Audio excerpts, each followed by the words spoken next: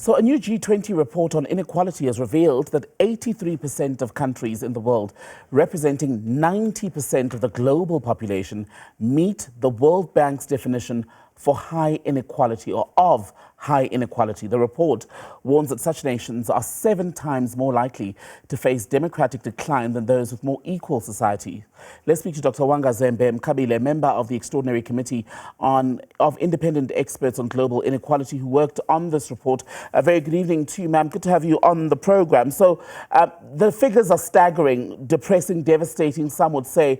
But when you consider our context in South Africa and our inequality levels that are so blatant, so bare to see, it's hardly surprising, isn't it? Yes, indeed. Indeed. And the fact that our South African government initiated this report does bring a bit of hope, considering that we are the most unequal country in the world. But as the report shows, and as you've just quoted yourself, with 90% of the world's population represented by those 83% of the countries of the world, experiencing inequality, is certainly not a phenomenon unique to South Africa. And we'll talk about... But the my apologies, Doctor.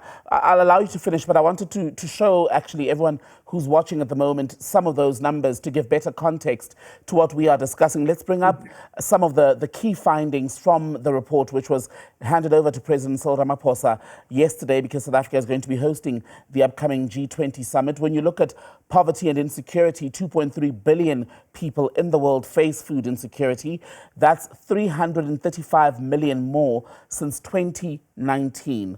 So half of the world's population lacks basic healthcare services, while 1.3 billion people have been pushed into poverty by medical costs. Global poverty reduction has also stalled, and the top 1% in the world is getting richer, basically, while everyone else is getting poorer. Dr. Zembe-Mkabile, so given that this issue, the high levels of inequality globally, have long been diagnosed, why have the interventions so far failed to tip the scales in an adequate way? I mean, I think in part it's because actually, sort of historically, the focus has been on poverty, but less so on inequality. So indeed, the focus on inequality is relatively new if you compare to how long we have spoken about poverty. Previously there was a thought that inequality is not really bad, that you can have a country prospering even if it's unequal. But what has made it so critical now is these figures that you've presented, starting with the one stating that 90% of the world's population is experiencing, is in a context of inequality. And then, of course, the fact that the top 1%, the richest, as you've said, have become much richer. Our report shows that, in fact, the top 1% of the richest people have captured 41% of new wealth in the last 25 years, compared to the bottom half of the poorest, who've only captured 1% of that. So, we are seeing far more inequality than we've ever seen before. The rich are richer than they've ever been. And one can argue the poor are poorer than they've ever been before. So that's what brings the sense of urgency now. So objectively then, with the G20 leaders going to meet in South Africa on the 22nd and the 23rd of November, objectively, what can be achieved at those meetings that would help to change this and address these alarming levels of inequality? Thank you for that question. So, of course, a problem of this magnitude is not going to be solved overnight.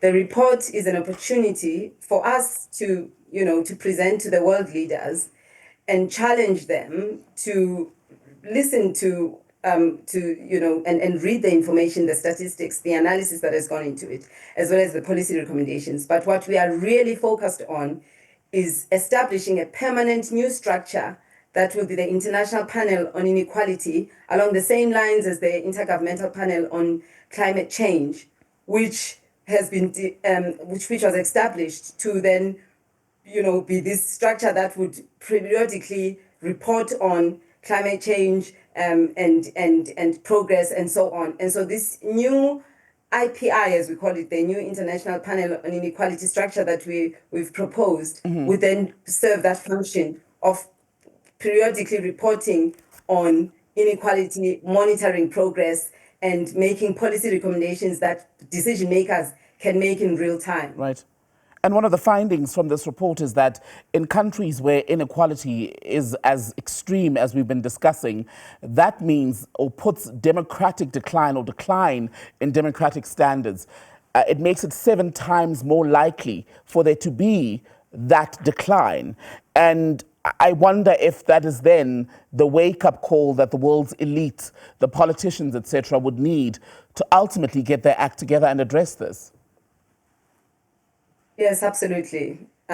Because I mean, essentially, the word democracy means for the people, by the people. It's collective governance, and so what you have with these levels of inequality when they are this extreme, how it undermines that process is that you basically have a society that's only serving a few, and people can't, people won't tolerate that, won't allow it.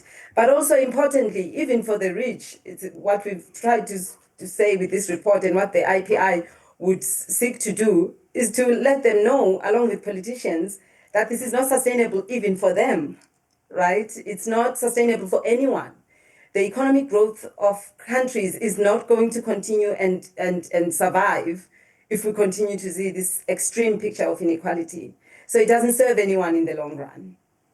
Dr. Wanga Zembe-Mkabile, good to talk to you, member of the Extraordinary Committee of Independent Experts on Global Inequality, speaking to us after a report was handed over to President Cyril Ramaphosa on alarming levels of inequality.